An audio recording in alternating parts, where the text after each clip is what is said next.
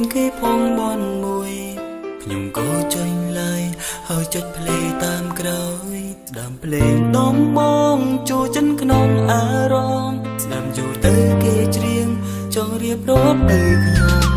អត់ទេលោកលែងក៏ស្អីរឿងទាំងអស់មានមីពុន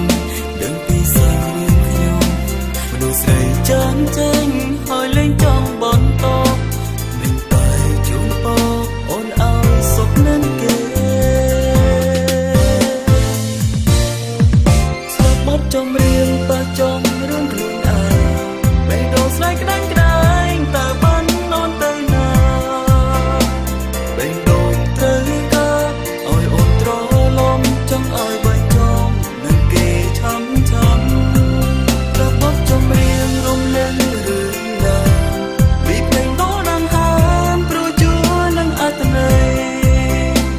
ដល់ហើយចាំប្រាំនឹងឃើញដល់ស្រីព្រោះរឿងវ័យវ័យត្រូវរំលឹកឡើងវិញដោយសារបននេះ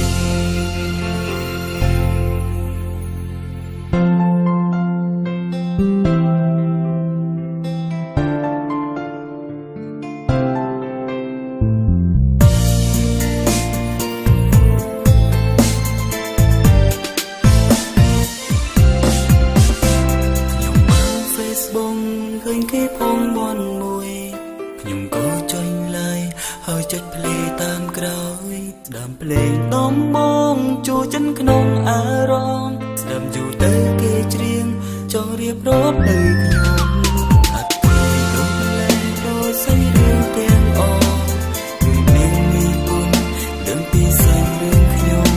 មនុស្សស្រីចាន់ចេញហើយលែងចង់បន្តមិនតែជូនពរអូនឲ្យសុខនឹងគេស្ដាប់បទចម្រៀងបោះចំរឿងខ្លួនឯងបេះដូងស្នេហ៍ក្តាញ់ក្តាញ់តើបាននន់ទៅណាបេះដូងត្រូវការឲ្យអូនត្រឡប់ចង់ឲ្យបែកចងនឹងគេឆាំឆាំស្ដាប់បទចម្រៀងរំលឹករឿងណាពីភ្លេងដ៏ដង្ហើមព្រោះជួនឹងអត្ថន័យដល់ហើយចាំប្រាំនឹងឃើញដល់ស្រីព្រោះរឿងវ័យវ័យត្រូវរំលឹកឡើងវិញដោយសារបននេះ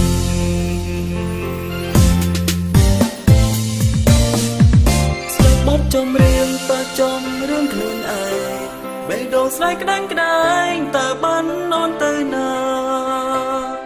បេះដូងត្រូវការឲ្យអូនត្រឡប់ចង់